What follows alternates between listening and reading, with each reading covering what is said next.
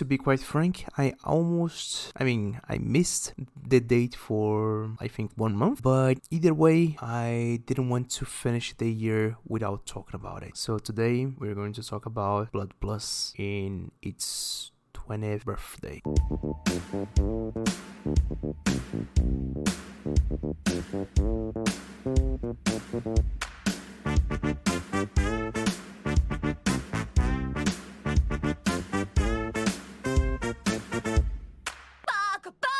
Hello everyone, welcome to the Weeb Initiative. I'm your host, the Weeb. This is a show where every other week I'll be talking about anime, manga, and everything in between. This week I'll be talking about one of my, first loves in anime, one of my foundational series, something that I think most likely it's the one that I remember that actually, when I was a little lad, got me into watching anime way back then. This one is Blood Plus, and today basically I want to kind of explain it a bit and try to make a review most objectively as possible and try to show you why do I think this is such a great anime, its production value and everything else, and try to convey how beautiful, flawed, that's granted, but flawed but beautiful anime it is, and how much it accomplishes with everything that it does. That being said, first disclaimer, spoiler alert, I'll be talking about everything that happens in the series. I need to actually talk about this in a maybe not really, not chronologically in the way that the anime actually shows, due to the fact that I want to actually explain why do I think this anime is so good and how much it does in mostly world building and how complete it feels in its story. And for that reason I need to actually talk about everything that happens. This is going to be mostly a review. I want to touch on some of the plot lines, some of the things that happens in the anime in general. I'll try to explain the best I can for the story, but I want to, at the very least in the future, not the near future if I'm being honest, but in let's say somewhat near future, I want to actually make a full retrospective of the series, because this is one of those special cases where I love this anime so much and I think I cannot really give words to it, but I really do like this series, and I know it's flawed, I can see its flaws and so on and so forth, but it is something that every 2-3 years I sit down and rewatch the whole 50 episodes of it, and every single time that I watch it I really think that it is so beautiful. It's also a springboard for me to talk about a bit of the dubbing process that happened in the early the 2000s in general. I think that happened outside of the US for the most part, so let's say third world countries, or let's say more not central countries for distribution of anime in the 2000s, because this is one of the few series that I can say with complete and total certainty I know basically every single line of the whole script from my mother language, and now finishing this for the review in Japanese, so it is something that I can actually judge by both knowing what, let's say, this is something that I'm getting a bit ahead, but this anime suffers a bit from what I will say is the ghost stories effect. So for those who know what ghost stories is and its relevance to anime dubbing history, because it is a real, let's say, corner case of a thing, and something that thankfully does not happen anymore. I think for everyone involved, I think it's better that it doesn't happen. I know that in some parts it may kinda be funny, but you would not want your work to be translated wrongly just because someone wants to fuck it over or something like that. That being said, this anime does have a bit of that, of the effect of being a bit more, let's say, over-localized than maybe it needed to. But at the same time, for the most part, some the parts that are, let's say, over-translated, they don't feel, let's say, way too out of place. There are some parts that easily do. I think the fourth season especially feels a bit weird in some places. But in general, this anime has a really well done translation, and it's one of the few anime that I can actually say that had an active role from the studio that made it, Production IG. In this case, they had an active role in helping with translations and dubbing, so much so that I think some people might, if you are like on the same age as me, you may, if you were around watching Animax at that point, you may remember that they had this one commercial for Blood Plus specifically that talked about how one of the producers on IG Production was being interviewed about the dubbing process and stuff, and how he talks about their effort to lip sync to different languages in different scenes so that the dubbing wouldn't feel too weird in the case of like because this is the thing, right? So Japanese in general is somewhat a simple language sometimes, and sometimes it's not so much of a simple language. I think every single language is like that, but the thing is, right, the idea was that in long phrases in Japanese, the character wouldn't stay talking if in the dub they were already finished with their phrase and so on and so forth. And so the animation studio actually had a different version of the episode for each of the official translated dubbed languages. I think, if I'm not mistaken, I could be mistaken, but come on, if I'm not mistaken, it's Spanish, English, Portuguese, and I think maybe German, if I'm not mistaken. I may be wrong on that. I don't have the actual data here, but that would be what I would guess they did, because from what I can remember, that those were the main languages that Animax had, because Animax was from Sony, and Sony Pictures got the rights for distribution from Production IG in the 2000s for the series and so on and so forth, yada yada yada. Basically, from what I gather, those were the languages that they had official dubs. I don't know if there were unofficial dubs. I know that for sometimes in the early 2000s that was a thing that happened sometimes, and kudos to the guys that actually took the time to do it. But either way, so basically this anime is something that I can talk about a lot of things into, including obviously something that I want to somewhat touch on, not really here, but something that I want to bring light to, is that the music in this is so strong. And already going through a bit of the stats, so Blood Plus is originally an anime. It was originally based on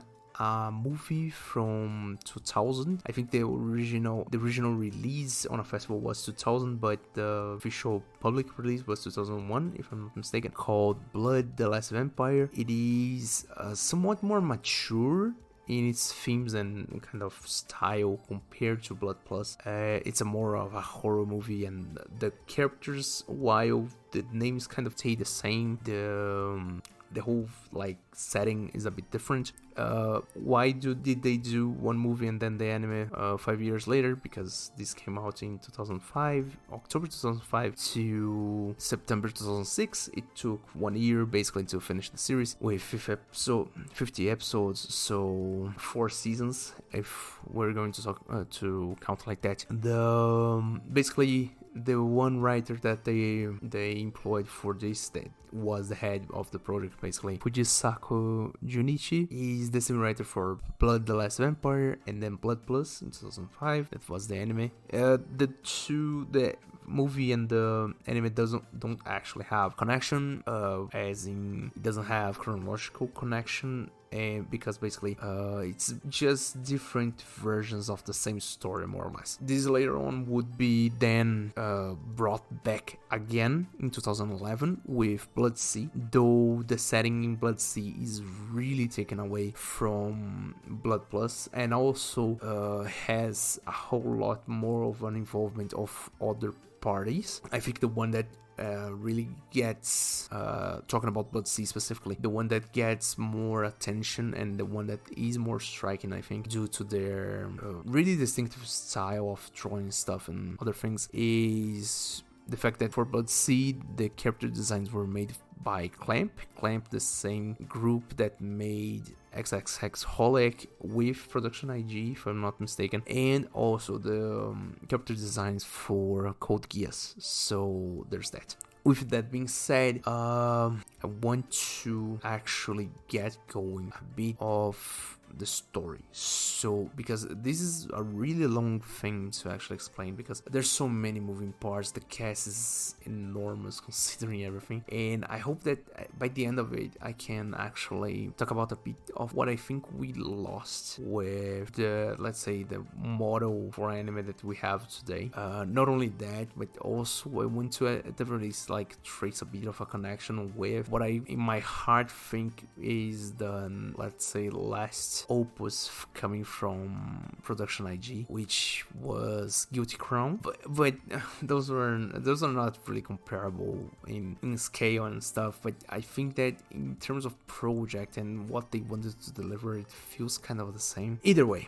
so let's get started. So what Blood Plus is about? Blood Plus, just a bit before that, originally this is an anime based on a movie, though they had multiple mangas written. I think one of the mangas is a spin-off and the other one is the recounting of the actual anime. Not only that, but light novels, a video game, more than one I think, and then television drama, if I'm not mistaken. Okay, so now with all of that said, those are the sets. I'll talk more about the music a bit later as I go through the season. So first off, season 1. So season 1, we get introduced to our main protagonist, Saya. Otonashi Saya, and this is like get through most of the episodes really quickly, because for the most part the first season is pretty well explained in its setting. Basically we have Saya at the very start is a normal schoolgirl. She is in high school doing her sports and stuff, and she has her best friend Kaori. They are practicing, I don't know, how do you say that in English? Pole vaulting. And so they are practicing to stop to eat, and then are interrupted by Kai, who apparently is Saya's older brother. Later on we find out that actually Saya's house situation, let's say, it's a bit more unorthodox. So basically she lives with George as in real like American name George. I will not remember the surname, sorry, but anyways, so George is a retired American GI that has moved to Okinawa, and with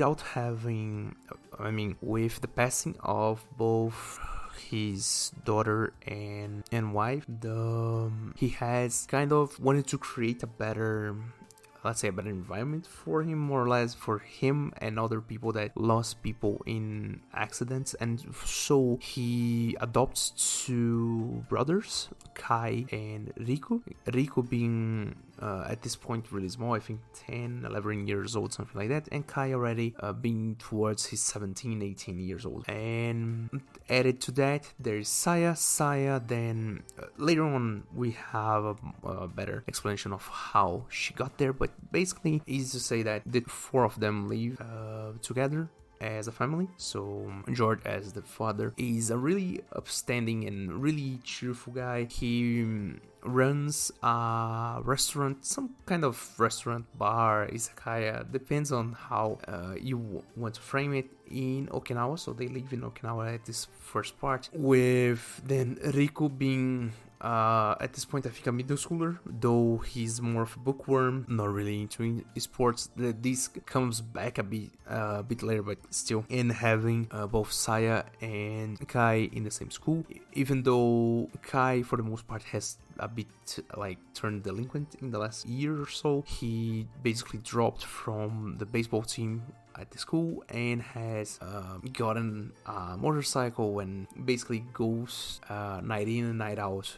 we're going to fist fights with random schmucks in the streets and so on and so forth. Added to that, right? So Saya, from the get-go also, we have this understanding that she has lost most of her memories since she joined the family, and as the episodes go, we see some flashbacks of when she actually got into the family and so on and so forth, how the adaptation time was and other stuff. But the important thing on the first episode is that as soon as she gets home after going through the hospital to have a blood transfusion for one reason or another, we don't at this point have the full idea of why. As she goes back home, she finds playing on the street a handsome, let's say, guy with a cello. Quick tangent just to say that this anime may be classified as an otome anime somewhat, because, and this is not something that I think happens a lot anymore, but it is something that for the longest time was something that actually was, let's say, in vogue, but in the same pace that there was normal, let's say, men-centered harem. Back in the 2000s, I don't think that we have that many nowadays anymore. Back in the 2000s, I think the most prominent one was Black Butler. That was the otome version of a harem, because it was really out there with its themes, and in some cases the let's say the style of the otome manga / anime guys were somewhat of the same, so that be shonen kind of idea, and let's say the design cues were more or less the same. Easy to say that this one guy that Saya has found in her way home fits that role, and he will become important a bit later. So getting back to the story, so she gets home, finds out that actually she forgot her running shoes at school, goes back to school running in the middle of the night, goes to find the shoes, gets there, doesn't find the shoes, but in the meantime, let's just cut to the chase. A huge monster appears, drains the blood of one innocent teacher. She sees it and panics, runs for her life, gets trapped inside of a chemistry laboratory inside of the school. The guy in the cello basically finds her. Hijinks happens. He gets her to drink his blood, and for one reason or another, Saya enters this like trance state where she grabs a katana, slices her own finger open, bleeds in the katana, and then stabs the monster. The monster then basically crystallizes and falls apart. Not only that, but also somewhat gets Kai involved in this, and so on and so forth. And basically the first episode goes from this just to tell us all that Saya clearly is not a normal girl, and from this point on the whole series kind of opens up from this. So the whole story starts in Okinawa as Saya fights her first monster, and this comes from, I don't actually remember and could not find from the life of me the actual word that they use in Japanese, but the one reference, the one, let's say, name that they use in the English dub and other dubs in the same vein. Quick tangent, okay? So basically, if you're going to actually look it up, and this is something that if you have a multilingual version you can actually see, is that if you grab the Japanese version, it will not be one-to-one with any other version, not even the English one, but every single one of the languages, let's say, less prioritized than English, will be the same as English, because this was something that they used to do in the 2000s, I think, until like 2010, something like that. Something that thankfully, I think, for the best of everyone, was something that they stopped, and for the most part it helped a lot with local translation stuff, localization, is that they would take, most animes would take the translation made by the English-speaking studios for the most part. I think we can see most of these in old things like Yu Yu Hakusho, Inuyasha, Naruto to some extent. Naruto, I think that Shippuden already didn't have so much of this, but the OG Naruto had that the actual localization for the dub and the official subs, because fan subs are a thing. The official dub and official subs were done, let's say, in Portuguese, Spanish, and so on and so forth, based solely on the English ones and not really on the source material in Japanese original text. So it is something that really does stand out if you know what to look for, and I think this jumps out a lot if you're like trying to watch it even subbed. You can see watching this subbed was somewhat of I kind of brought this back to my head. Like I remember this happening because sometimes the subs are really long, even though the phrase is like 2 words in the actual audio, you know. So it's something that really did happen for those who are maybe too young to actually be seeing that. I just wanted to take the moment to say I will say this is an Ankh review. I think that the working title for these episodes already made this pretty clear, but I feel like an uncle talking about this, because talking about this really makes me realize that I'm nearly 30 years old, and yeah, I'm getting old, you know, and this is old already, so, you know. Anyways, so from the get-go, from this first episode, we have the whole sitch that actually Saya for some reason is involved with these monsters named for the sake of this review, and for the sake of, let's say, the Western audience that may have some contact with the series, are called Corruptions. I think that this is how you pronounce this correctly. Corruptions, just for a quick side note, is the taxonomy name of the bat family, if I'm not mistaken, specifically the vampire bat family. And why is that? Because the monsters from the get-go, we get this the whole sitch, and I mean, it's in the name, for crying out loud, but the whole thing with these monsters is that they drain blood from people. Not to use the word suck, but they suck the blood from people, so basically they are vampires. And everything in this anime, if it was not obvious by the fucking title, has to do with some kind or someone's blood. That being said, we then have, as the time goes on, we have a bit more involvement of other characters, and the story kind of starts going over a bit. So the first season, I like to say that the first season is the season of Japan for the most part, because each of the seasons of Blood Plus, I like to say that it is based on one single place, one single city, or one single country in some cases. Though this classification that I do is not precise as per se, because they go back and forth through countries, and in some cases when we come to the 3rd to the 4th season, the line kind of becomes blurry.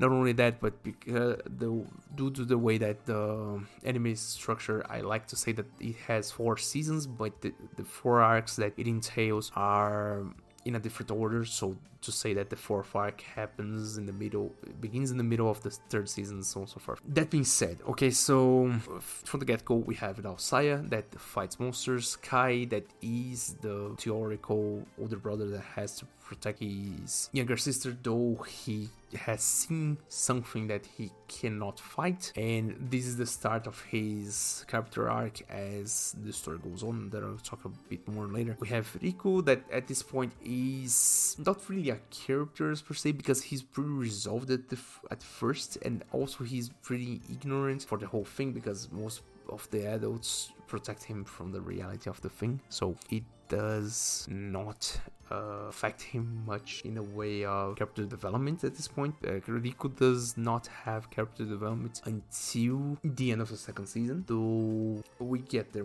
Now with the attack, what becomes framed as a terrorist attack at the school, or a serial killer, something like that, for the ones involved, it's clear that the media is covering up, or someone is covering up everything that happened inside of the school, because at this point, Saya has seen the monsters, Corruptions, and has fought one of them. And as time goes on, we get introduced to more and more characters. One of the most prominent ones that happen to be at this very start, I would say, some kind of antagonist is David. David is at this point a really strict suit wearing guy who for one reason or another carries around a fucking 500 Magnum in the middle of Japan. And this is a thing that happens in the sub, so in the original audio is like this, and I think that for all of the versions is like this, but the sound for that gun does not match whatsoever. Okay, this is a detail, really nitpicky, but anyways. And the thing is, right, so at this point he's somewhat a mysterious agent and so on and so forth, but he has a clear connection to George, Saya's dad, and talks to George on a regular basis. It's clear from the get-go that George, even though he has this Akaya, most of the money that they received is from an outside source related to the fact that George has the custody of Saya. And now that the corruption has appeared, David wants George to hand over Saya to him to take back to the central office, let's say. That goes over in the way that you would think. It takes a whole lot of time to George to warm up to the fact that to like get the hint that the time that he spent with Saya for the last year, like raising her as a daughter, has come to an end, because he basically knew from the get-go that he had limited time with her. And it is something that becomes more apparent as the story goes on. I think the actual review for this specifically is the second season, but again, we'll get there. But at this point, they have a discussion. David wants Saya to come back with him to the central office and so on and so forth. But in the meantime, after Saya has a heart-to-heart with her dad, for one reason or another, one of George's, let's say, friends or regulars in the izakaya gets infected with whatever the fuck causes them to become corruptions, and so ends up going to the izakaya and attacking him. And so he's basically fatally wounded, taken to the hospital, while Saya and Kai, in their different ways, go around to find the guy who actually caused this, to find the guy who attacked their dad. And Kai, in his own way, tries to fight it, but finds out in a bitter way that actually he has no power to do anything. And this is a recurring theme until the end of the third season, or third arc, let's say, because at this very start, Kai is, and this is the important bit for Kai's arc. Kai, for the first part of the anime, he has this image as the strong one, the man of the house who has to protect everyone. And so he puts himself in this responsible role as the one that has to protect everyone, including both Saya and Riku. And while he has this ideal, and eventually he finds George's M1911 A1 from the Vietnam War. Vietnam War is something that gets mentioned a lot here. We do go to Vietnam eventually, but just hold on a bit.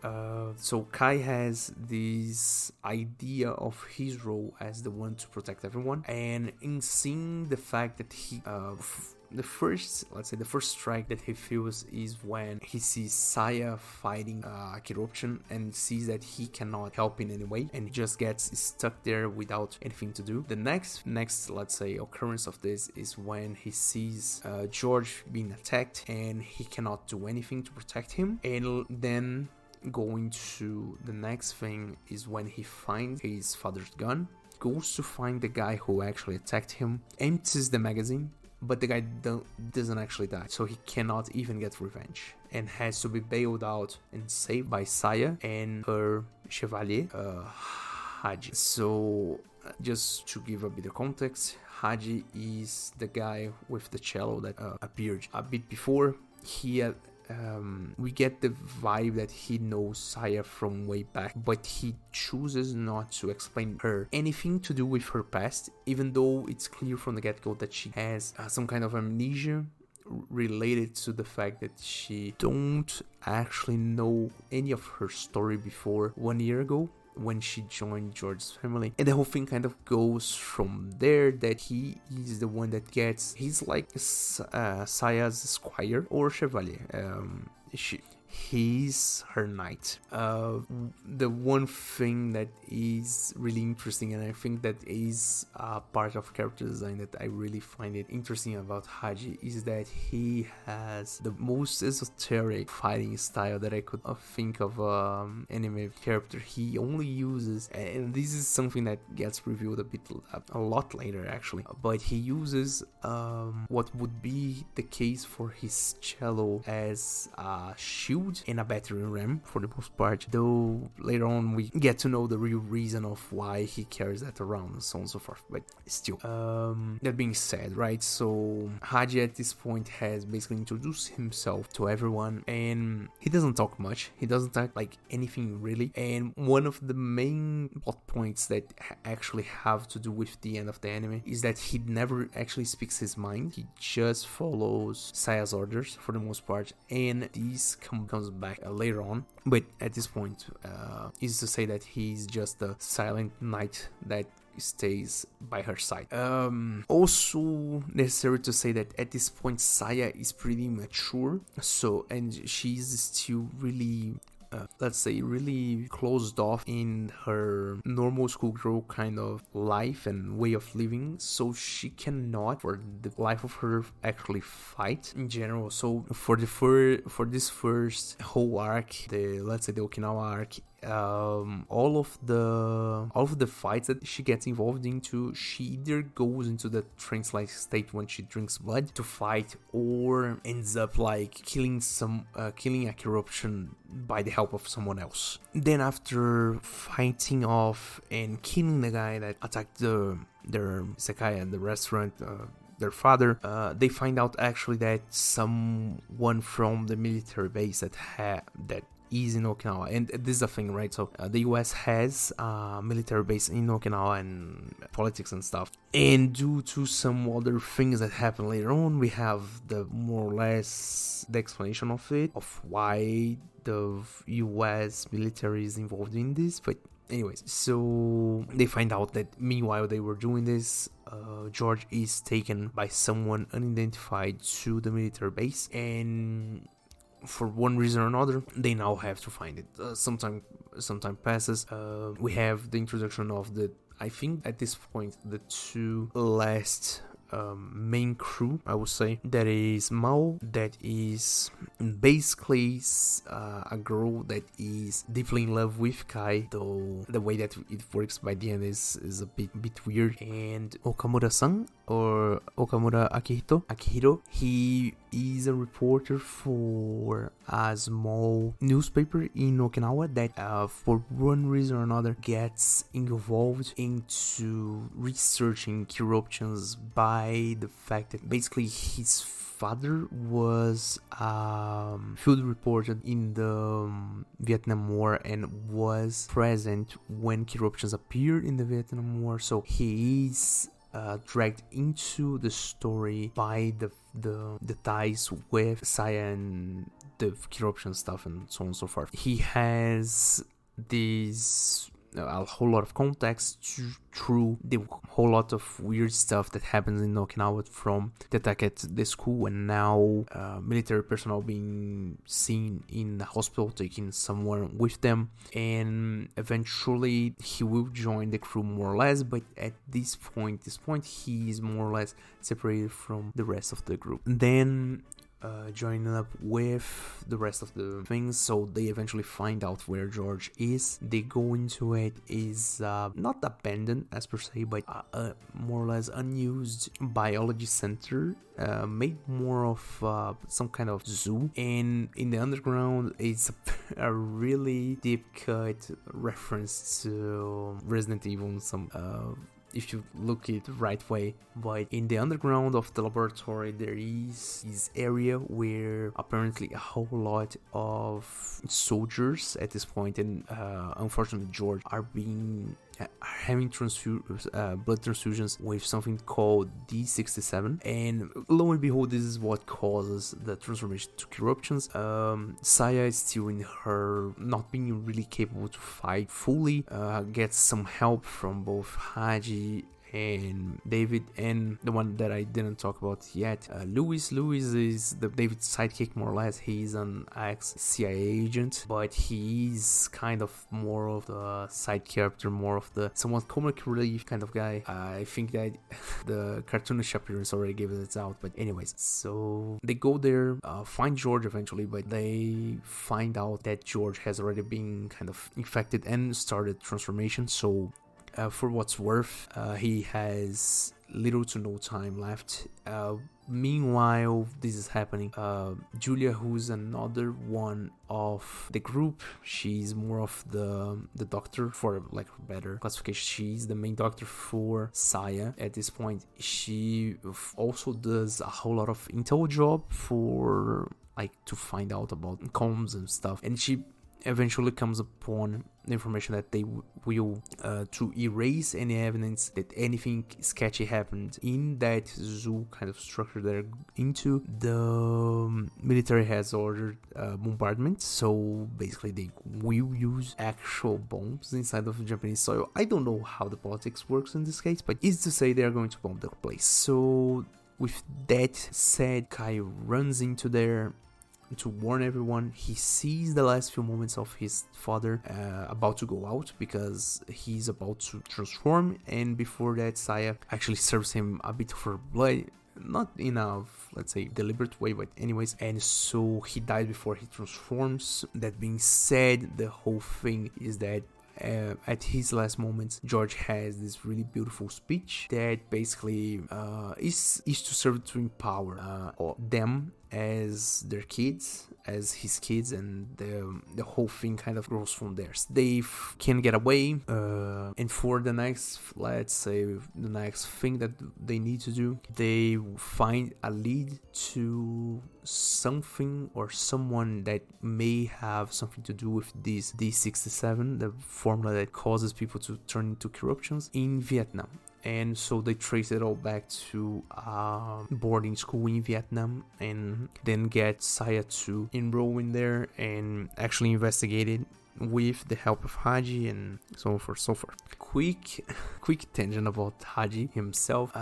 So in the original Japanese text, in the Japanese dub, he's called Haji. That's with a J, let's say. For one reason or another, I could not find why actually, but the English translators call him Hagi with a G, and this bleeds into other languages for one reason or another. So I just wanted to say that I call him Haji. Some people may call him Hagi, but anyways, weird tangent, but let's continue. So from this point on, Saya goes to Vietnam. She gets enrolled in this boarding school and so on and so forth. She gets deep there, finds some new friends and stuff, and so on and so forth. Whole thing kind of goes in the way that you would expect, except for the fact that they eventually trace back the fact that D67 was apparently transported in wine bottles, and this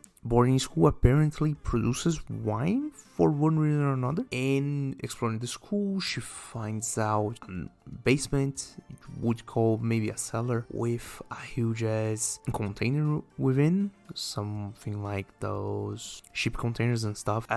Easy to say that the moment that the shipping container is mentioned to David and the rest of the crew that are not inside of the boarding school, they go into full alert to actually enter the school, so on and so forth. Then we have, in the meanwhile, let's say, we have the introduction of what is the main antagonist for this part in Vietnam, that is the phantom of the school, because of those, and I think this is, I mean, in my school we never had this kind of thing. I never heard anyone in my country to actually have something like this, but those kind of 7 secrets of the school and so on and so forth, that I think are more of a Japanese kind of stuff that we see more today in anime, more prominently, is basically borrowed into the Vietnam boarding school. For this part, that they have this legend about a phantom that was basically the old headmaster of the school, dead after being enamored with a teacher and so on and so forth, something like that, and basically the Phantom appears to grab Saya because apparently the Phantom likes girls similar to her, so Asian, black, short hair, and so on and so forth. She finds out that he's actually a corruption. They fight. They have a somewhat of weird conversation that to mean that this corruption already knows Saya from way back. His name is Carl. He is, and this is the first time in the anime that we get the actual name being said, but we get to know that the one that is creating the corruptions and the basis, the root of all of this evil and stuff, it's someone called Diva. We then have this whole arc within the boarding school to then find out that that container that they found inside of the cellar actually carries Diva's body while she's let's say hibernating for the past 30 years, and she's going to wake up at this point at any moment, and from then on the crew then gets going to another area inside of Vietnam. And in between, let's say, of this whole thing, while Saya, Haji, David, Louis, and Julia are working on this, we have Riku and Kai more or less stranded in Vietnam on another part, trying to find the rest of the people, because they basically the idea of David was to basically abandon them with unlimited credit cards so they could like live for themselves and actually choose for something, because he didn't want to involve them in the fight. But at the same time, Kai has, and Riku in that sense too, but for the most part, Kai pushes to find Saya because he wants to go back to their normal lives, and he wants Saya back in the house with him now that their father is not around anymore. He wants the three of them to actually live together and stay on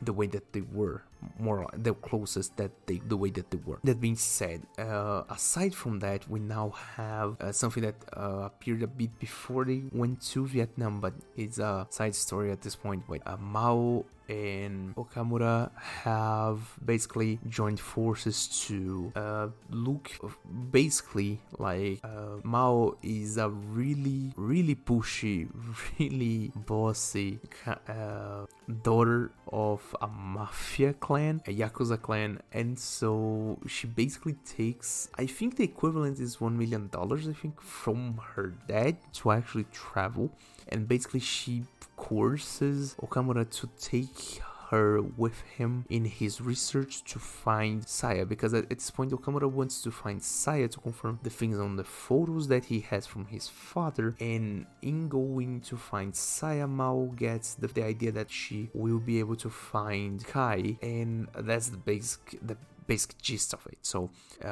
from this point forward, Okamura and Mao are a separate duo that will, for the foreseeable future, be interlocking in points with the rest of the crew, but at this point is not really together with them, working with them directly. With that said, so in the in-betweens of it all, we have at this point, right, we have I think 1 or 2 episodes while Saya is in the boarding school and she has her own inception, more or less, because she has I would say a PTSD attack due to going to a Vietnam War museum and actually starting to remember a bit of her story. She remembers one part of it where she actually was woken up abruptly in the middle of the Vietnam War when corruptions were, I would choose to use the word, they appeared in the middle of the Vietnam War, and as the only one with blood,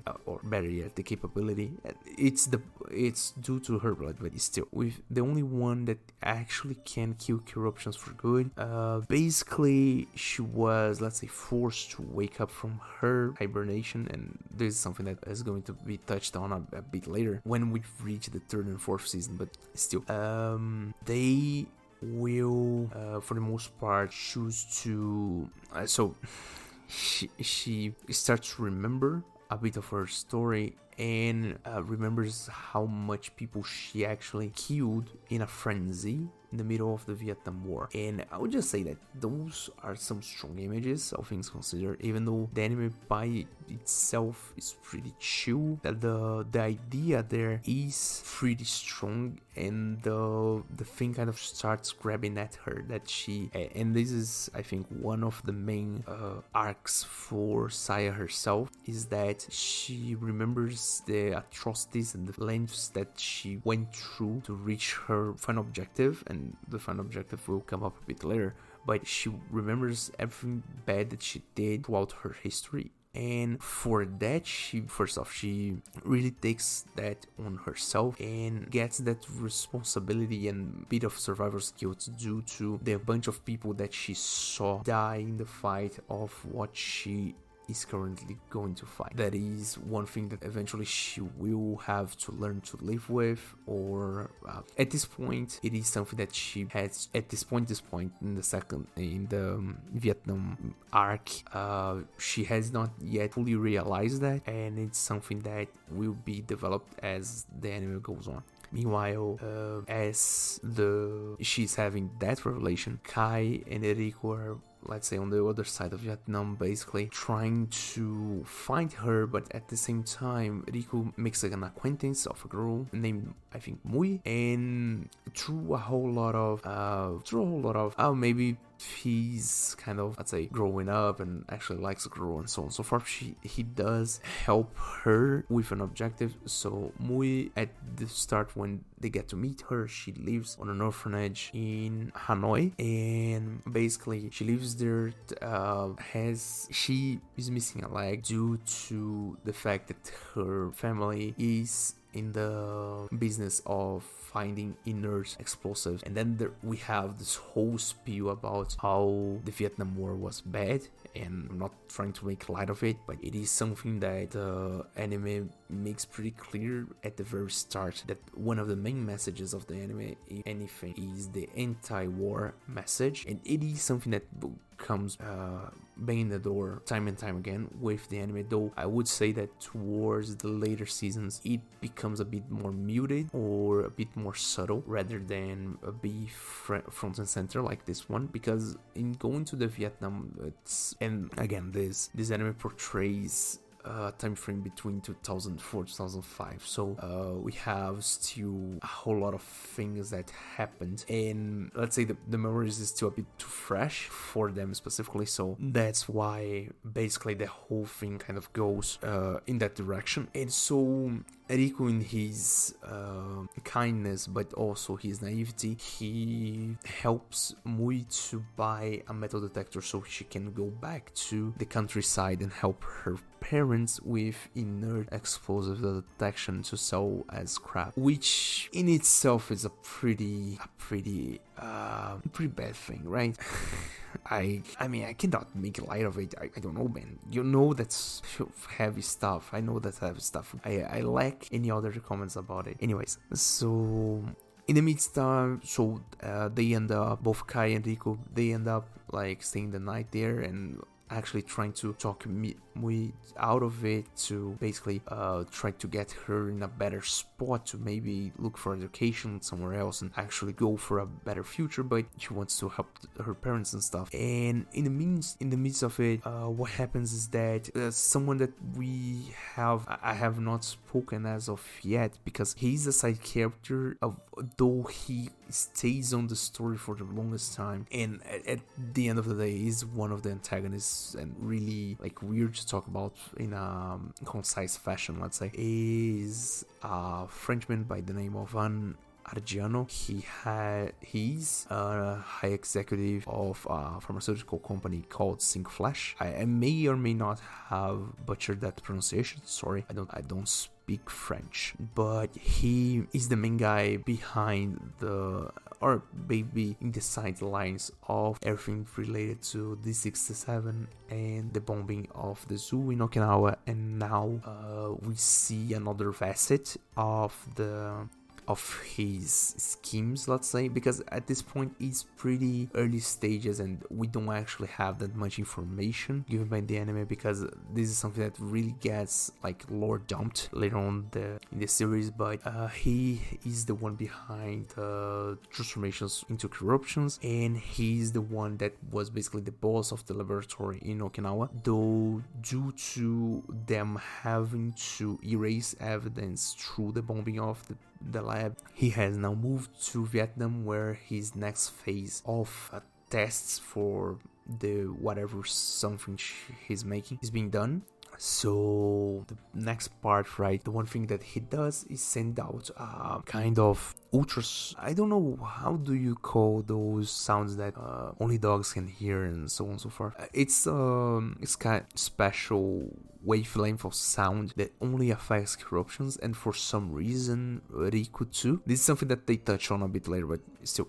And this attracts outside of the house Mui and Riku, and in an act of trying to protect his little brother Kai too, but they have men already ready to take them to some place undefined. That's we cut that part there. Cut back to Mao and Kamura already in Vietnam, though looking for random stuffs without really any leads to actually finding anything, though Okamura is tipped off that if he goes to the boarding school he may see the production of the wine and so on and so forth. So cut back to Saya and the rest of the crew. At some point they find out that the container has Diva inside. They all invade the school inside while they are having the midsummer ball, something like that. Okamura sneaks in too, takes some photos of Saya fighting the Phantom, who at this point is revealed to actually be a corruption stuff, though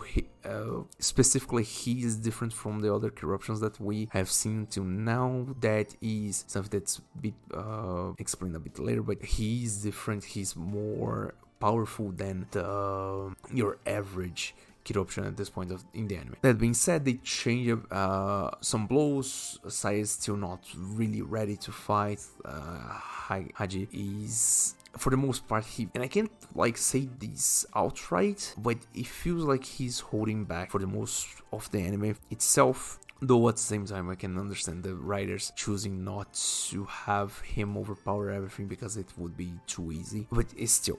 So they change a few blows. Okamura kind of gets to meet the crew at this point, though they have not like formed an alliance as of yet, so Okamura is still a free agent that just works with Mao and stuff. And then the Phantom runs away with the container, and so they need to find him in the middle of the bogs and jungles of Vietnam.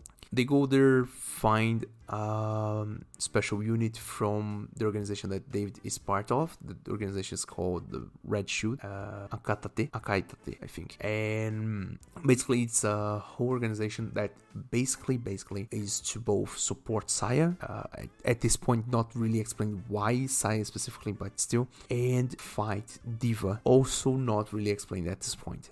These are things that will happen in the second season when we reach our first act low point, more or less. So anyways, so at this point we have they then find the Phantom and the container in a secluded part of the forest and stuff, while we do find out too that Carl the Phantom actually has more accomplices, one of them being blonde dude that Saya gets to dance at some point in the ball, which is a really quick interaction, though the importance that this guy specifically has throughout the anime is really important due to that interaction alone.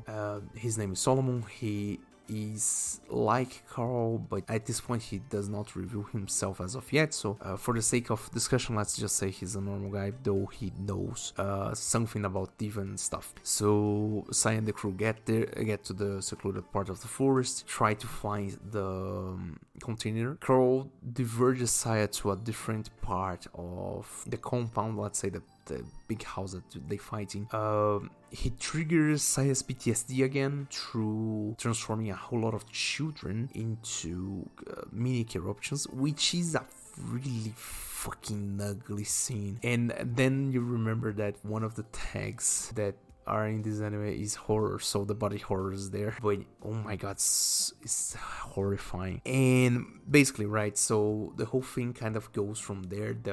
They do fight. There is a whole thing about the PTSD of Saya and the fact that she's not ready yet to fight. She loses control eventually to basically rampage into him. She eventually regains her composure after Kai interferes, and we actually find out that Kai and Riko were taken there in the compound with the other kids and stuff. And some of the kids that they get to meet, including Mui, start transforming into eruptions. Though Mui does not transform entirely, so there is at the end of the day, there is a chance that they could revert it. It never really comes up again, but it is left implied that they maybe have found a cure somehow, though that does not really appear until the very, very end of the anime.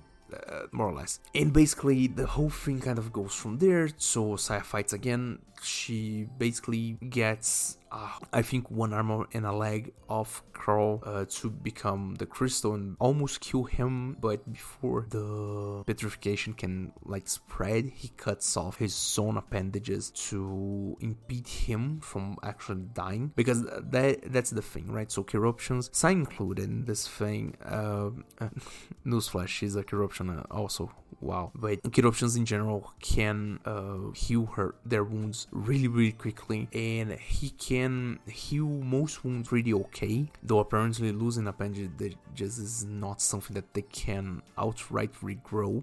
But the fact is that as a measure of despair, he cuts off both, let's say, petrified appendages before he can actually be killed and flies off. We will not see Crow for a good 20 episodes, I think, from this point forward. And now we are reaching the end of the first season. So after everything that happens, after Riko has a bit of a character development in kind of starting to grow, and Kai first understanding the fact that Saya is the one that can fight for humanity against corruptions, he kind of gets a bit better in this fact, because he sees that while he cannot protect Saya, he can at the very least protect Riko at this point. So we kind of end up in a better place than we started somewhat, except Saya. Saya is pretty bad for wear at this point, because the PTSD didn't actually end, and she now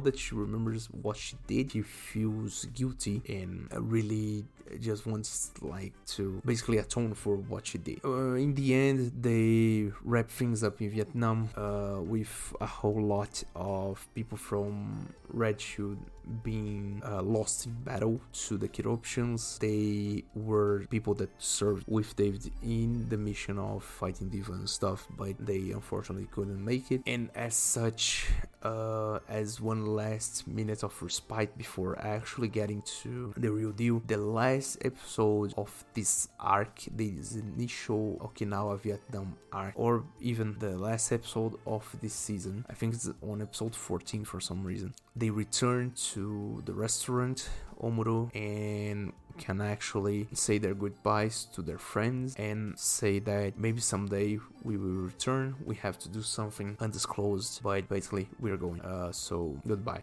And from that point forward, the whole thing sets out. From this point forward also is the part where Mao actually joins up with Okamura, though because of things, it's easier just to introduce them before as a duo, because for the most part they just stay the whole rest of the anime as a duo, so it's easier. Okay, so the next stop, and this is a whole side quest that I don't really understand what the fuck was even this about, but basically the start of the second seasons, the second arc, starts with them going to Russia.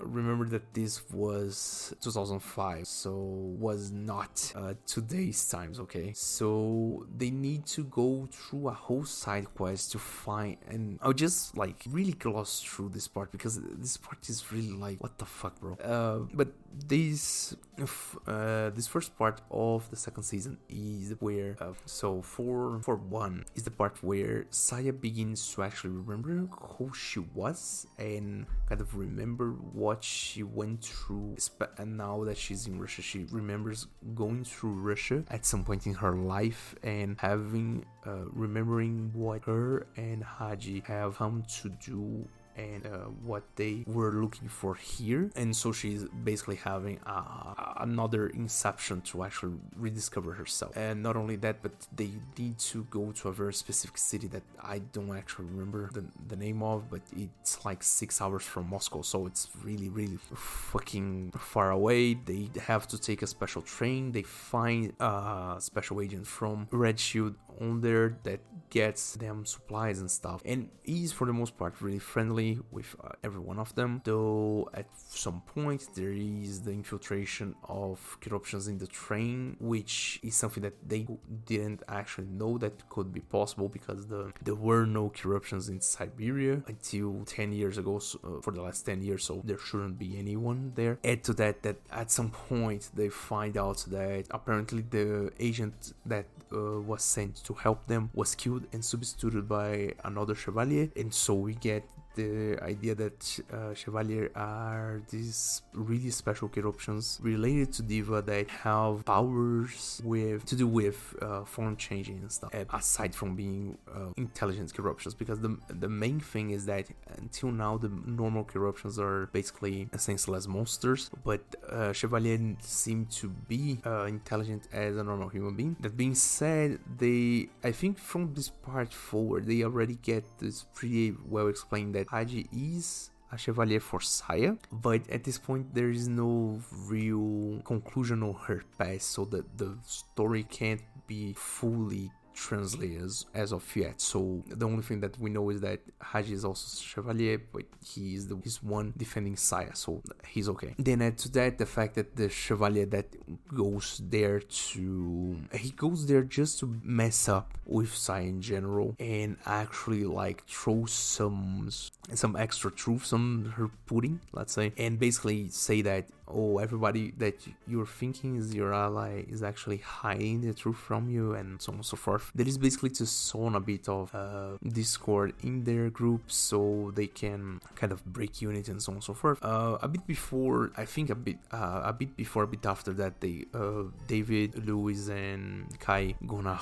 go on a whole side quest to find the scientists who originally made the D67 drug or serum, something like that. And then we find out that actually the guy who created the D67 originally is someone who tested it on his own son. It's never really explained really why that was the case, but it is something that they allude to. With that said, they go through this whole side quest, get the information from the guy while he's almost dying, for the first time in the whole series, after David and Kai have had a pretty antagonistic relationship between the two of them.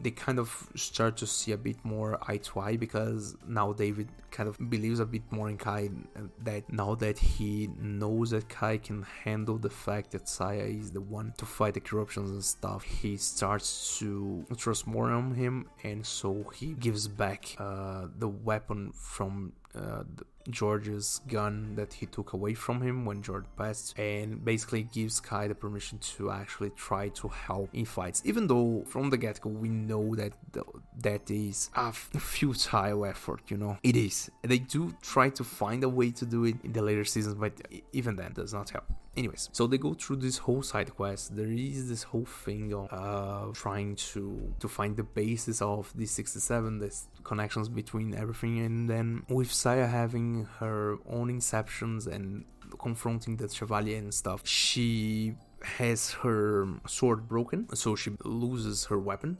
the whole thing kind of gets really messy due to the fact that she even starts to doubt Haji, who at this point is the only one who really stuck by her. And after this, the Russia arc is done. Then they go back to France because there is the actual central office of Red Shield. But while this does happen, Saya basically runs away, let's say, because the Chevalier has basically enticed her to go to a place called the Zoo. I think it's the zoo in English. I don't actually know that. In Japanese it's the zoo. So there's that. There is a place that Haji knows where it is, and she will find answers there. Then that going forward, they go through a whole journey. Only Saya and Haji and the rest of the crew basically left scrambled trying to search for a quick check on Mao and Okamura. They are running through the vineyards in France. Also, they are on the Bordeaux region to find out where the wine that apparently the D67 was transported in came from, and then they go through the multiple vineyards until they find one which was apparently the one vineyard, and so on and so forth. They get the whole backstory on how the original house that was in that vineyard was burned down 2 centuries ago, and basically says that the vineyard was bought by his ancestor, and so on and so forth. That being said, while this is happening, Saya and Haji eventually reach the zoo, and then in a combination of Solomon getting there to meet Saya and knowing that, and this is a thing that happens behind the scenes, but to us audience it is pretty well shown and explained. So basically, from the get-go, right about now, Diva has woken up from her slumber. Diva, as presented by the anime at this point, she is way more of a free spirit than Saya, though we can see this semblance, and also it is confirmed by multiple people, including the Chevalier, that was against Saya, that Diva actually is Saya's younger twin sister still. And so Saya has been distraught about this, about the fact that she now has to face the fact that she's a corruption, not really human, and also now she has to fight and find her own answers to all of the things that have been happening to her, and that to seek her answers to what she wants to do. That being said, from the get-go, when we meet Diva as audience, Diva is, I think, the closest thing that we could, I think, draw a parallel to would be if we had the Joker, the Dark Knight Joker, but strictly way more sociopathic, or better yet, way more focused on chaos, destruction, killing people. So from the get-go, we see that Diva is really prone to killing and using her own powers to actually not only push her own, let's say, will, but also because she is way more childish than Saya in many ways. She seems to be more of a child in many of the aspects of her personality, but also due to the fact that she don't seem to have an actual moral compass. She just wants things and does things that way that she wants, and in many ways she does show, let's say, the more savage side of a corruption, while Saya has been for most of her life, and something that the episode where they go to the zoo is actually they show how much she was raised to be a normal human, and through love-filled environment and better education, so on and so forth, and multiple social experiences as a human, Saya has become way more human, way more, I would use the word civilized, but it's not really civilized. It's more that she has become way more sociable, way less violent than what Diva has become. And Diva, in that way, she is, you could say, a more powerful version of Saya. You could say that if Saya eventually if she went through the same things that Diva did, she would probably have similar powers to Diva, because Diva has, at the very start, from the get-go, she has super speed, she has, I would say, the force push, kind of powers, something like that. It's not really that, it's something similar. And so many more things that she has power to do, but still Diva does not have the moral compass that Saya does. So while Saya, for the most part, while she at this point doesn't actually know the full extent of her powers, you can see that Saya holds back in using her full force, while Diva doesn't really care about anything, so she just throws it to the wind and whatever. And that is one of the parts of the main conflict. And while this does happen, we have the introduction of all the chevaliers of Diva and an actual explanation of what a chevalier is. I think that the original explanation was when Carl was still around, but still. So Diva has, from the get-go, from the beginning of the anime, she has 5 chevaliers. She has Carl, she has Solomon, who we already met, though Carl at this point is still missing, and Solomon has not yet shown his true colors at this point. She has also Nathan and James. Nathan being a music producer, really big in the music industry. This comes to a head towards the end of the anime. James being officer for due to his uniform, I would say it's the Marine, but I cannot say for certain. And then Anshel is the main head of the Chevaliers of Diva. He has the most power among them, at the very least at this beginning, and he is the main guy, the main, let's say, villain, and the guy that was strictly against Saya, disguised as the Red Shield agent in Russia. He is the one also who knows more of Saya, and in one of his whims, and this kind of becomes, it's something that becomes more clearer as you watch the anime, but you can see that although the idea of a chevalier was to respond to either Diva's or Saya's wishes, he does push his own agenda on the things that he does. And one of the things that he pushes at this point when Saya goes to the zoo, and the whole thing behind it, is that he wants to kill Saya because Saya is the only threat to Diva actually. And in that, he says to Diva to actually go to the zoo, and that's why Solomon goes to the zoo also to warn Saya that Diva's coming, and then that she needs to run away, otherwise she will be killed. Mind that also, besides this whole thing happening, Saya has been adamant on the fact that she's in full denial of the fact, due to the fact that she's a corruption, and for that reason she has declined multiple times actually drinking blood that is the actual food that she needs to actually keep on energy and stuff. And due to that, she is really weakened by the whole thing. Given that, the whole conflict comes to a head when basically Haji and Solomon start to squabble around the best way to protect Saya, even though, again, Solomon is Diva's chevalier, though he cares a lot about Saya. This actually comes to a head later on. They fight. Eventually, Saya meets with Diva. We have a whole flashback. This whole thing about going to the zoo is a whole flashback about the origins of Haji, the origins of Saya, the fact that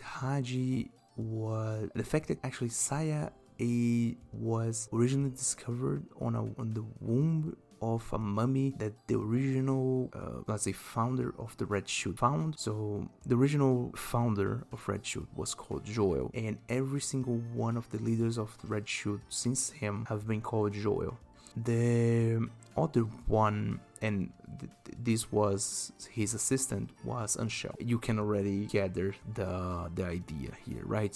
So we as audience already gathered that Anshel, and and then we get the whole picture, more or less, at this point, of what actually happened, what actually started this whole thing. So this is a really important part in the anime where they really just lore dump the whole thing and actually show where the world building goes from where to where, and how the story kind of completes itself. So on 1883, I think, they discovered this mummy in Iceland, I think, with expanded, I don't know the word to use in this way, womb. She seemed to be somewhat human, but also not really in the shape of her whole body, being a bit deformed. They opened the womb, there were 2 cocoons inside.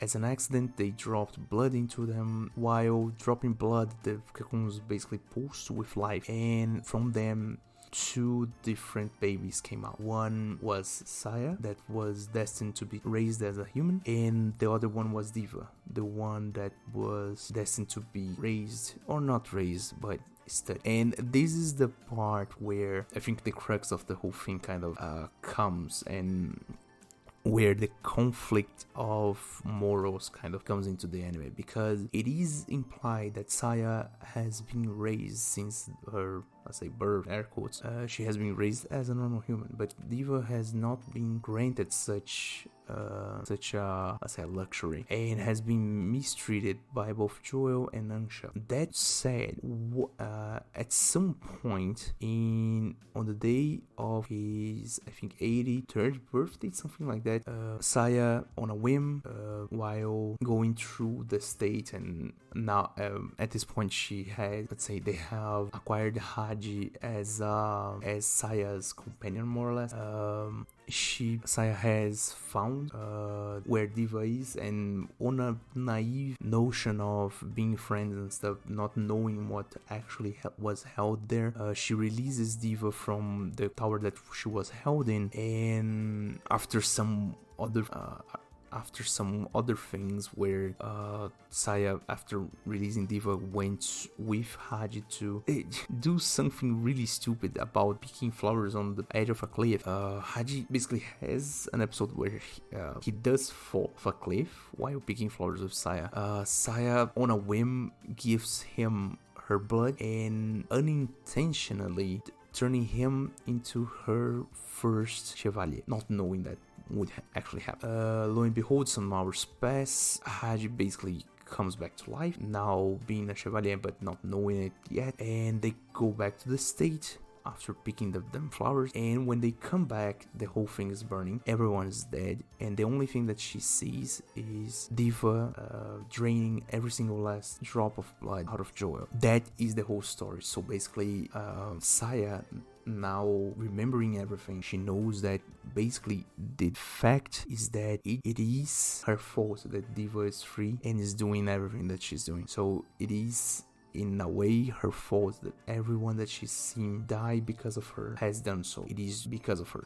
And this in itself is the whole crux of her internal conflict. So much so that eventually, I think in this arc, if I'm not mistaken, they actually go through a promise that she made Haji make with her, that when everything is over, when Diva is killed, every single corruption is done, that he would kill her and release the world from the way of having the corruptions around. That being said, what actually happens in this episode then is that they see Diva for the first time actually in the flesh. When they see her, Diva has more or less basically killed Riku on a whim, just to take his blood. They do fight. It is really, like, you can see from the get-go that Saya is outnumbered. It's one-sided fight basically, and they are saved more or less by plot convenience, because at some point Diva just doesn't care anymore, and so they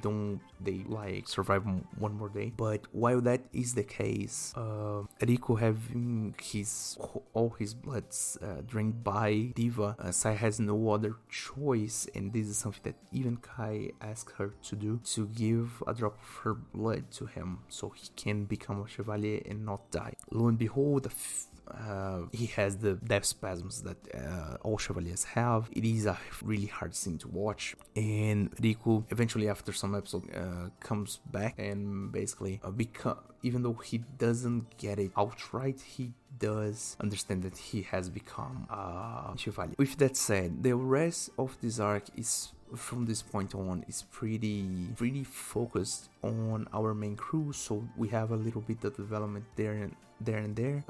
Most importantly, I think, is the fact that Mao and Okamura come together with the rest of the crew and basically like have a formal meeting between them, and not really joining an alliance, but they now support each other somewhat. With that said, also we see that we have the introduction of, and this is one part that I really wanted to talk about, because it is, while not really long lasting and somewhat not well explained, it is one part that I really like about this anime. That is the introduction of the Sith. Sith as in SCHIFF, that are basically rejects of an experiment of creating human-made corruptions. It is implied that they were created as weapons to some kind of purpose, but it is not really explained at this point why they were created. The interesting thing is that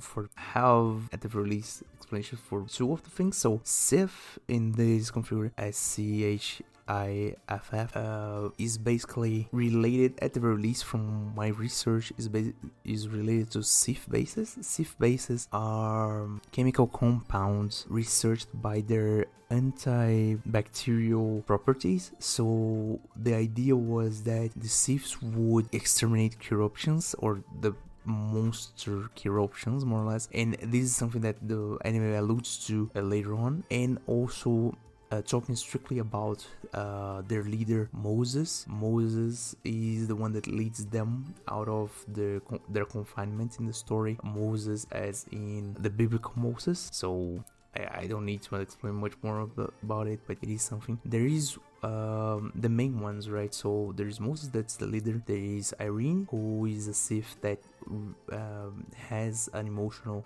attachment to Kai at this point in France, and it's one of the best examples in this anime of actually being able to talk to people about stuff. I'll get there. Hold on. There's Carmen, who is like second in command for the most part, and then there's Lulu. I'll talk about Lulu a bit more later. But then what does happen is that the Sith are introduced. They want Taya's blood because for one reason or another, when they were running away from their confinement in Qubad is on Palestine, the territory that is considered Palestine. The scientists there basically said they needed blood from Saya to keep on living, because the Sith, they have a structural flaw, let's say. They have an expiration date, and eventually as the time passes, they create something that they call the stigma, which are basically not fractures, but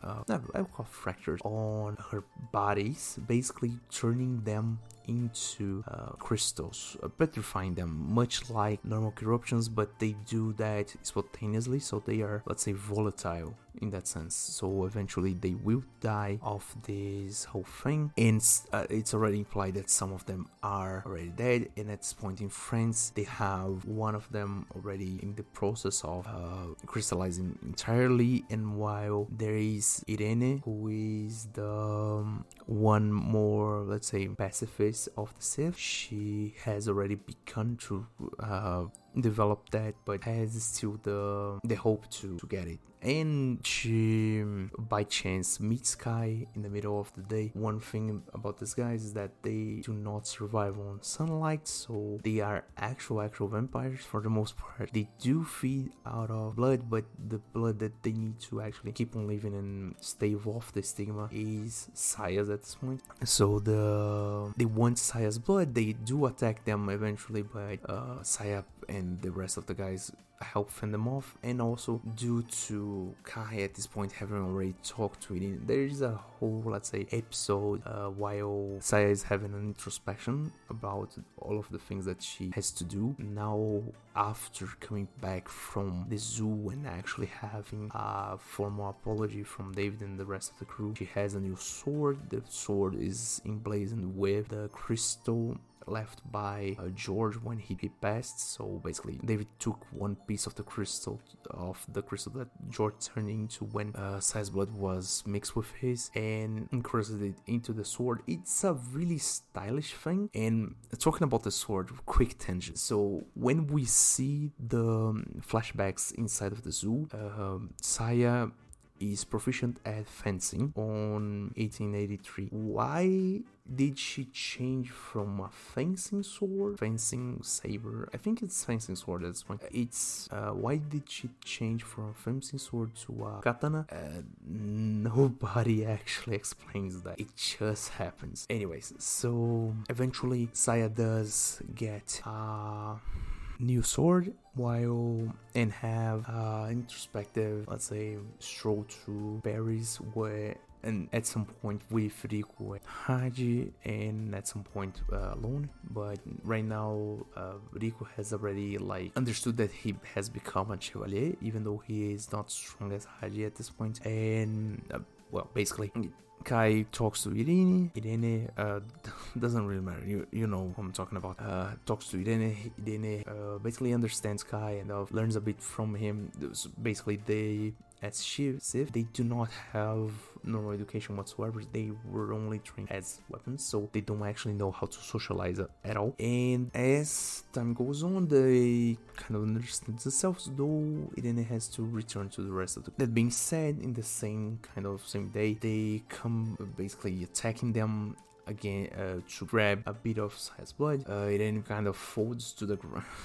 She falls to the ground in a matter of minutes because of how weak she is due to the stigma that she's developing. And in an act of compassion, Saya does give her a bit of blood, though it backfires because the Sith were created on Diva's blood. And as the enemy already stated, both of them, their bloods are noxious to each other, so they cannot mix bloods, and as such, it is implied that anything that is created using Saya's blood, Diva's blood cannot use Saya's blood for anything, and vice versa. For that reason, the next objective for them is to gather Diva's. Meanwhile, that happens, we do have the crew having to actually move from the place that they are, because at this point Solomon has kind of become somewhat of a mole inside of Diva's personal entourage, let's say, inside of the Chevaliers, and has come to David with the information that they are preparing an attack against their base in Marseille. I think it's Marseille. And so they retreat to their actual base for Red Shield, which is a luxury cruise ship, basically, that is all financed by the current Joel. That being said, on a whim, when everything's happening like this, Carl reappears, talks to Diva. Diva comes up with absolutely nuts idea to you know that one kid that I drained all of the blood off? Yeah, I know that he's back. I want him, and I want him in the way that kind of, weird. Long story short, they attack the boat, the two of them, Carl and Diva. Diva doesn't even get fazed by anything. Eventually finds the Hiku. Saya kills Carl, but that one scene where Diva finds Hiku is really not good to explain on YouTube, I think. Let's just say that what is implied is precisely what happens, because she finds him and then you see a whole lot of cloth fall to the ground, and I don't know who wrote that part, but it is how it is. And the next scene you see Riku turning to stone. Kai grabs one piece of what was once his brother and run away in a helicopter, while Saya is fending off both Diva and Carl. And that is the end of the second season. Now, talking about the third season is I think the most special season. I think it's the point where I originally took this anime to watch. It was moment that I watched in Animax for the first time. The third season, it has the best opening of all of them. So just to get a bit of a picture here, okay? And I want to reiterate, every single song in this anime is great. The openings and endings especially, they are awesome. For all the artists, thank you. It's really nice. I just want to give a quick shout out to every single one of the openings and endings until now. So we are going to third season. So talking first about the first. So first opening, Aozora no Namida, and the ending, Katari Tsugu Koto. For the second season opening, Season's Call, and for the second season ending, Cry No More. Lovely song. And now for the opening for the third season. This one was my introduction to Overworld. Colors of the Such a beautiful song. And the ending, This Love.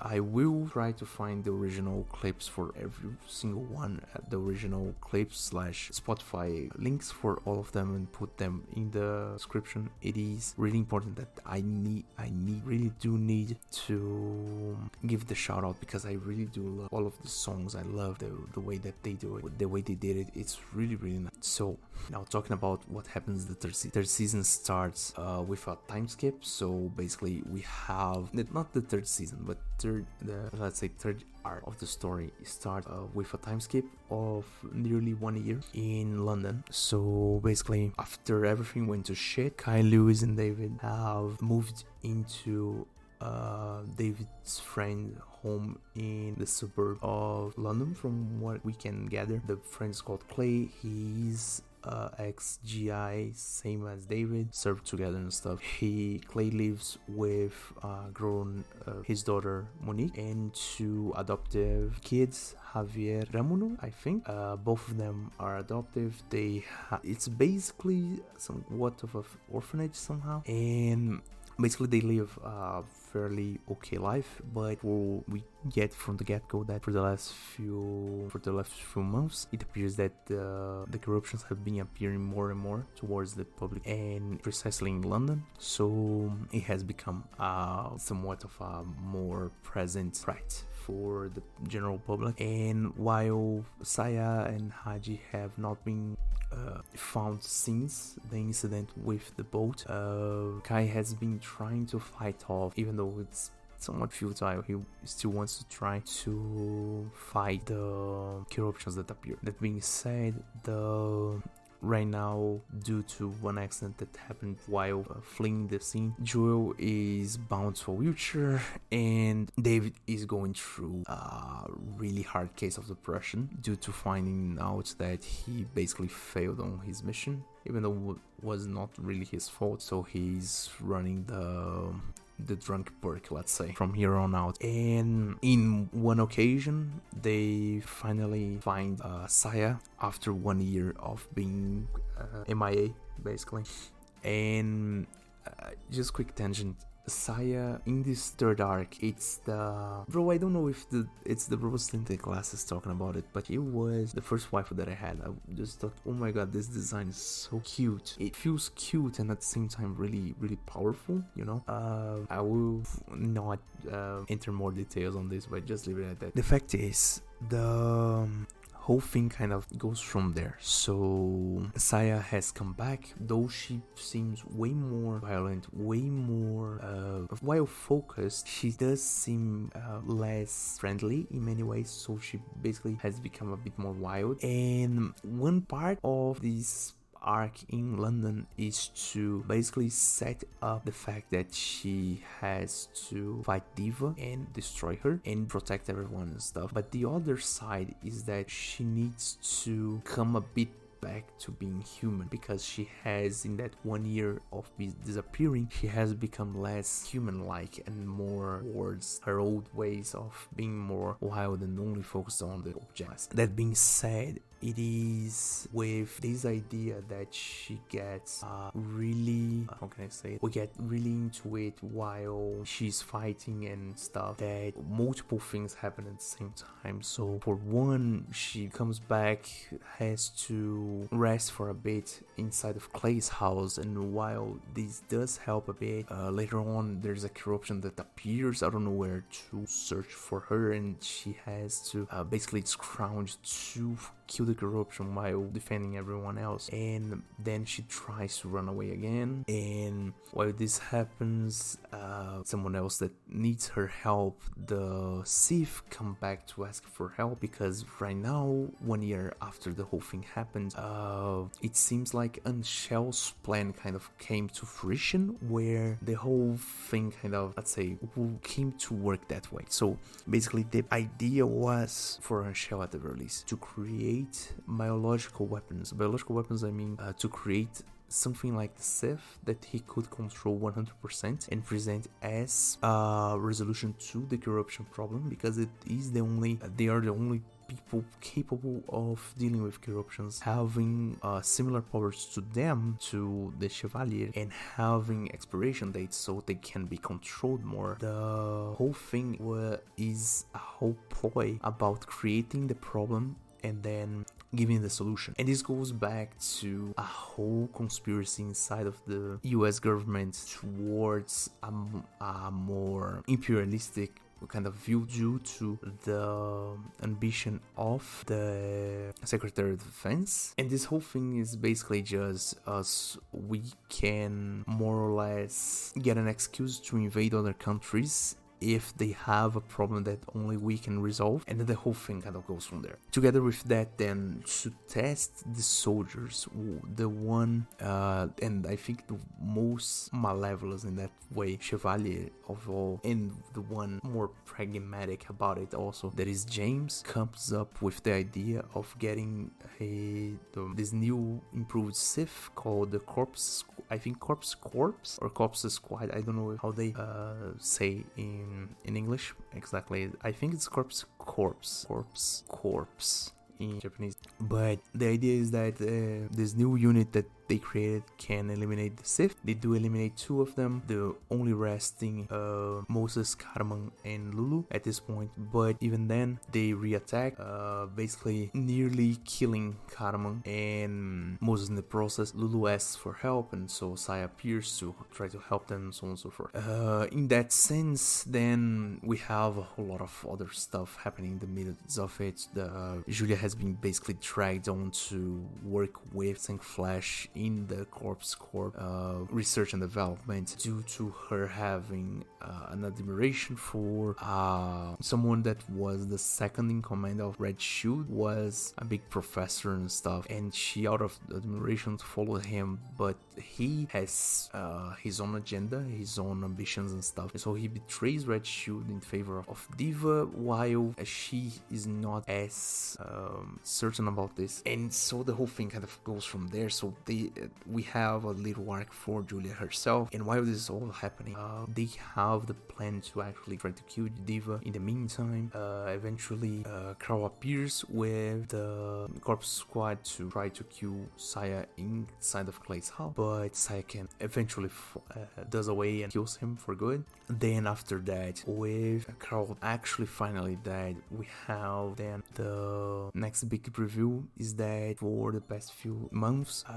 Diva has started to train to be an opera singer, and basically the whole thing kind of goes on from there. Why she has become an opera singer is something that is revealed a bit later, but still, the thing is, right now Saya is in basically it's a conflict with herself, while she doesn't want to get people involved in her fight. She is kind of strung along with everyone from Red Shield to continue fighting with them, while she doesn't want to involve everyone. Everyone wants to help, and so it is another step on her kind of becoming more human again, to accept the help from others. And it's something that really does hang on to the fact that Mao helps for the first time, not actually being only a sidekick. She actually helps us as, let's say, as a second feminine voice coming from within the group. She can help Saya in a few things. And while this all happens, we have then the revelation that actually Saya is nearing the date of her hibernation. So it is something that we eventually get an explanation. It's something that was at this point already alluded to, and somewhat you could piece this together. But basically, for corruption, and this is the breakdown for the whole thing because we are nearing the end. For corruptions, there are let's say 3 levels of corruptions. So you have the gonks, so the monsters that are like infused with the blood, but not really, not even near pure blood corruptions. You have the chevaliers, that are people who willingly have drank not really willingly, but they have drank and not like transfused the blood from the queens into them. So again, we have then Haji, we have Riku, we have Anshel, Solomon, Carl, James, and Nathan, and then you have the queens. The queens are Saya, and both of them can only, let's say, sire their own chevaliers. And the one thing that is revealed a bit later, but at this point I'm mixing the 3rd and 4th arc, but anyways, it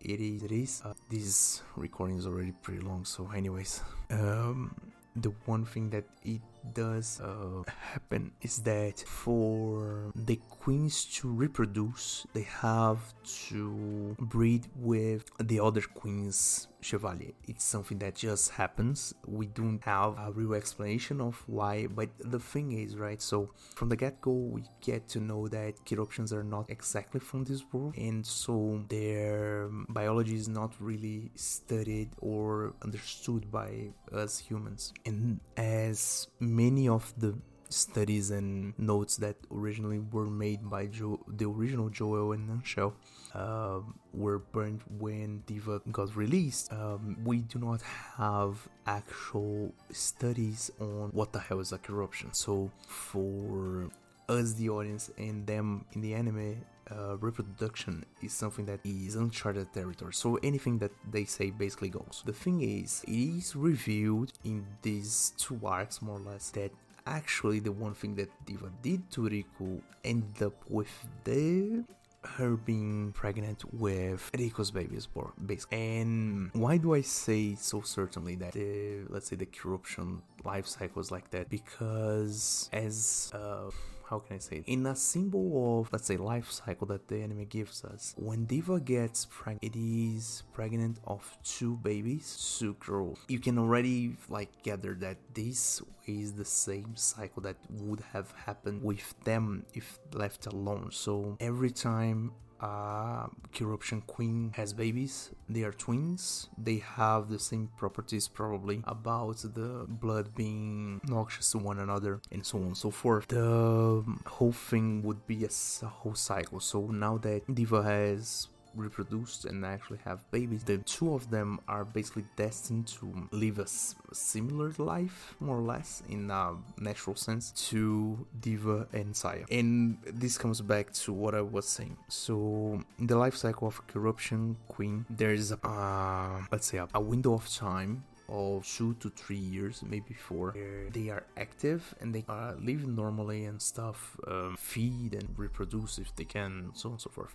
The only difference is that they have a hibernation cycle for 30 years. So that would explain why for some time Saya was not seen for 30, and does explain what happened to her after her appearance in the Vietnam War. So basically she took her whole time from the 70s when the Vietnam War ended till 2005, 2004 to wake up in Okinawa and be taken home by George at the request of his friend David's father, and the whole thing comes full circle. So the whole thing was that they have a natural life cycle and stuff, but they can be raised up and brought up as humans and socialize. Though they are different and function differently, they do not inherently become it for us. And as such, this is the whole crux of the anime. Basically, is that we can understand ourselves. We just need, let's say equal conditions, but we can go for a dialogue. We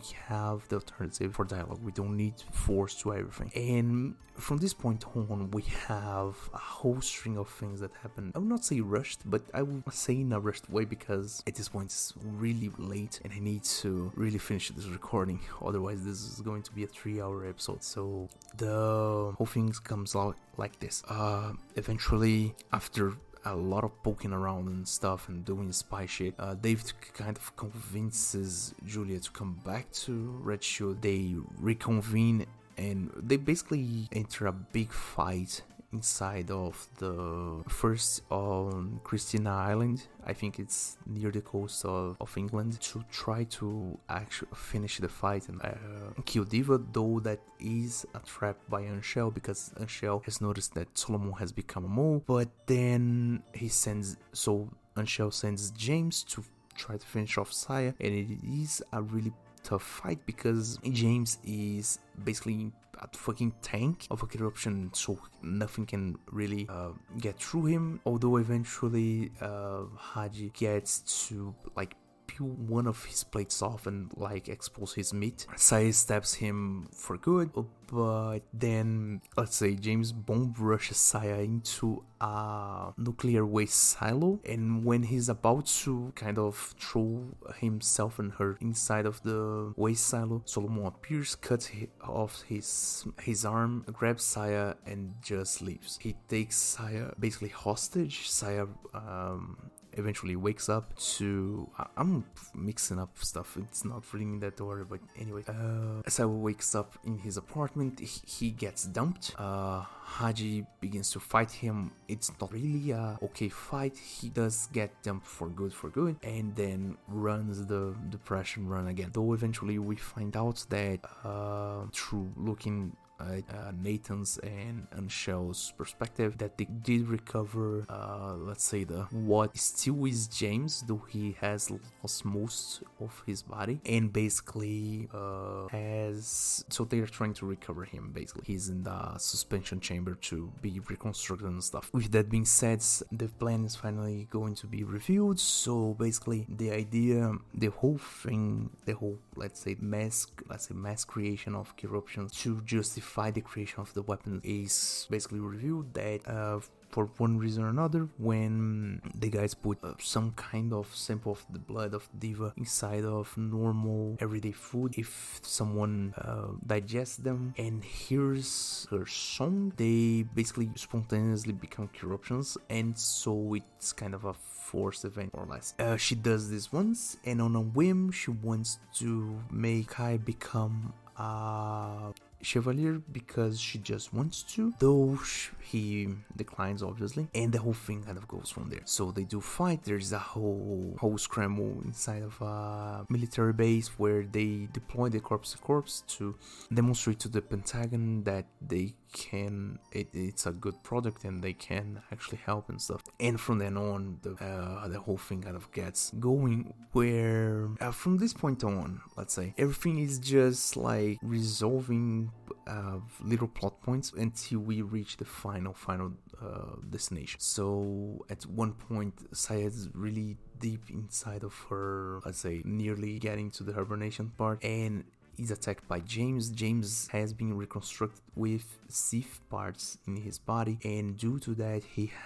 Diva does not like him anymore. It is really interesting to see, and this is something that the dub doesn't actually make much sense in that way, but the way that James refers to Diva is in a really like, I'm not to say childish, but it is really close. It's Mama, the way that he refers to her, and as such we see him go full Joker mode when he notices that she does not like him anymore because it's not the real James, let's say.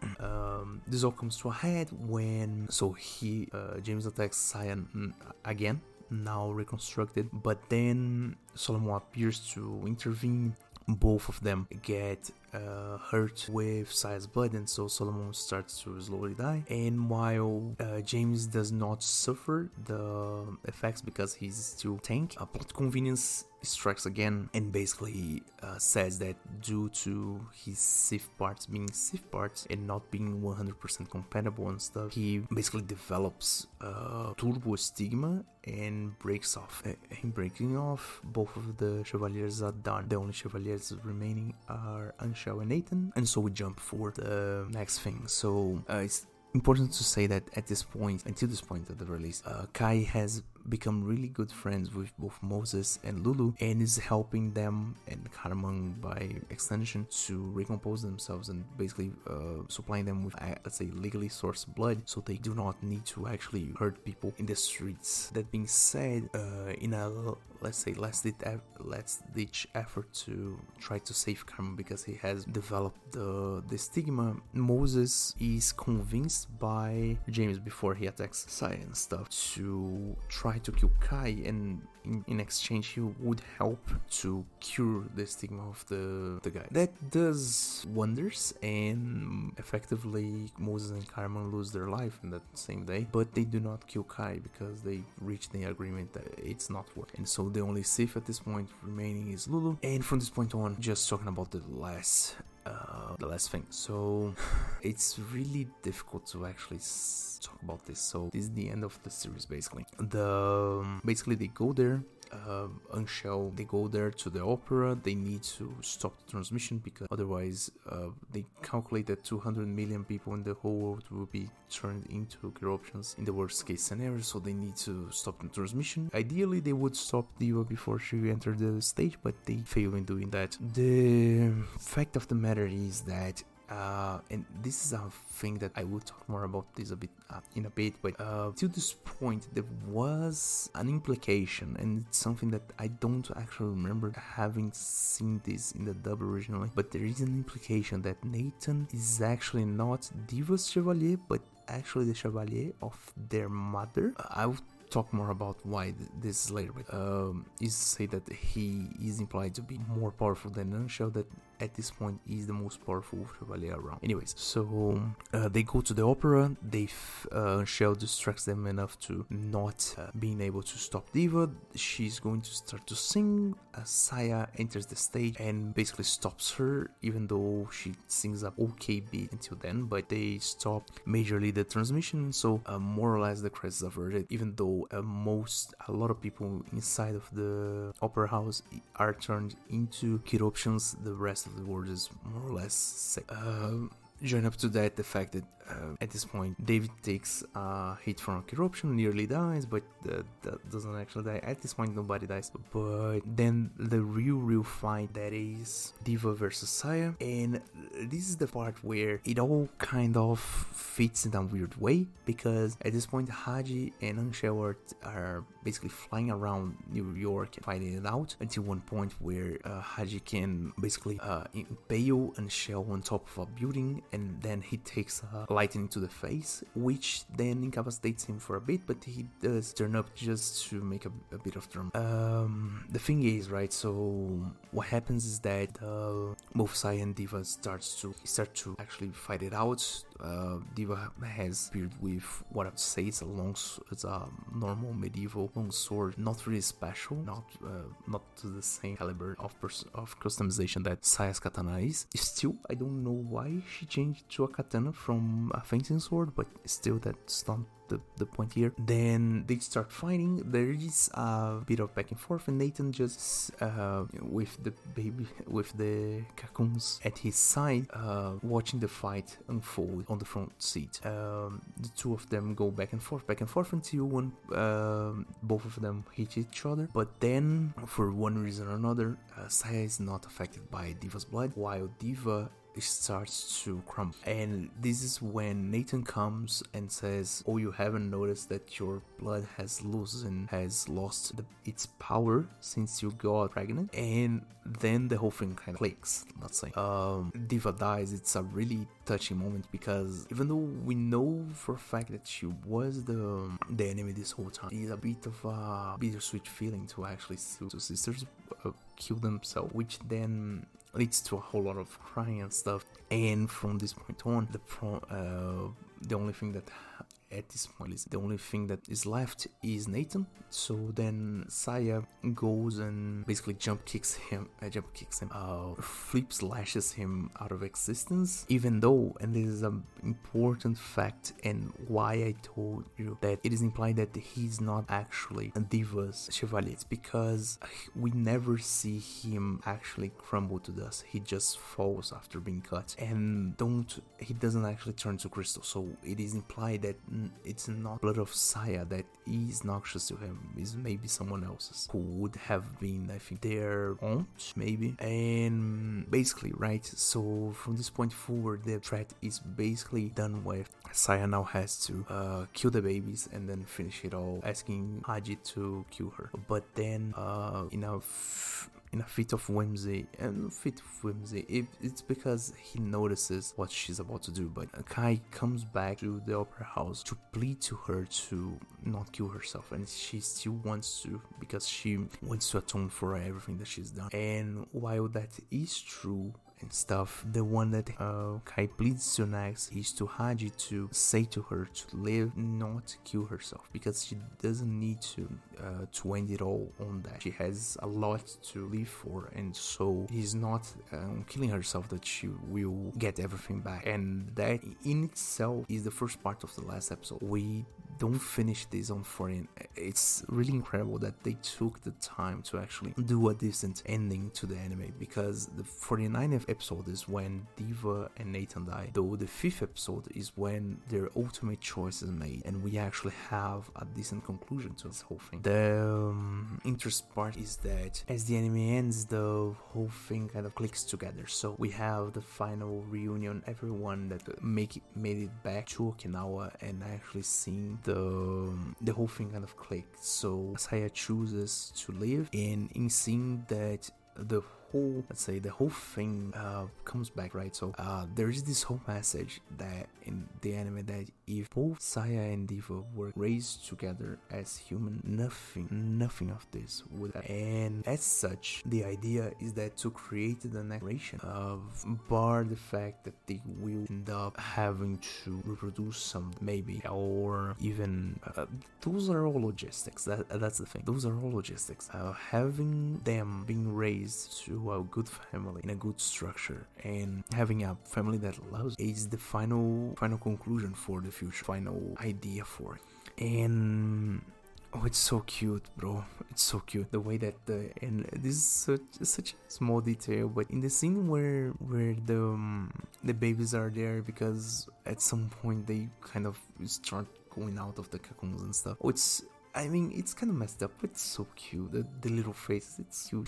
Anyways, so basically to finish it off, let me just get the two songs for the 4th season. So the 4th opening for Blood Plus is Rayon from Jim, and the ending is Brand New Map by Kay. I will have the links for all of them in the description, because I think it's important to have the shout out done well. Now, talking about my opinion and other stuff, one thing that I cannot excuse this anime for, and I think I want to say it was a limitation of the times and not really something that production IG failed to do, is that the animation is not that great. The animation is okay for the most part, but it is not something akin to a guy next go of the years. It's not something even that, if we're going to talk about really, it's not something akin to what would become of Guilty Crown and other stuff that they would make in the future. Given that, I think that the story and world building is amazing.